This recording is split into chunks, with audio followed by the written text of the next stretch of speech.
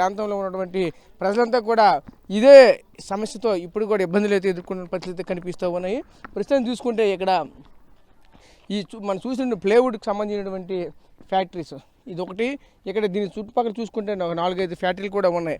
ఇదే కాకుండా అటువైపు కెమికల్ కంపెనీలు కూడా ఉన్నాయి. వీటి నుంచి వచ్చినటువంటి వ్యర్థాలు నేరుగా దానికి ఎటువంటి ప్రికాషన్స్ తీసుకోకుండా ఏదైతే ఆ కంపెనీ ఏర్పాటు చేసినప్పుడు ఎంఓయూ ఏదైతే ఉంటుందో ప్రభుత్వంతో కుదుర్చుకున్న ఎంఓయూ, ఆ గ్రామస్తులతో కుదుర్చుకున్న ఎంఓయూ అన్నింటినీ కూడా పూర్తిగా పెడచవుని పెట్టి పూర్తిగా పట్టించుకోకుండా అవన్నీ కూడా పక్కన పెట్టి యథేచ్ఛగా ఇటువంటి కాలుష్యాన్ని పూర్తిగా వెళ్తున్న పరిస్థితి కనిపిస్తున్నది. ముఖ్యంగా చూసుకుంటే కాలుష్య నియంత్రణకు సంబంధించిన చూసుకుంటే పొల్యూషన్ సంబంధించిన విజయనగరం జిల్లాకు సంబంధించినటువంటి అధికారులు ఎవరు కూడా పూర్తిగా పట్టించుకునే పరిస్థితి కనిపిస్తుంది. ఇటువంటి వ్యవహారాలు చూస్తూ ఉంటే ఒకవైపు వాళ్ళంతా కూడా మామూలుగా పరిమితమైనటువంటి పరిస్థితులు కనిపిస్తూ ఉన్నాయి.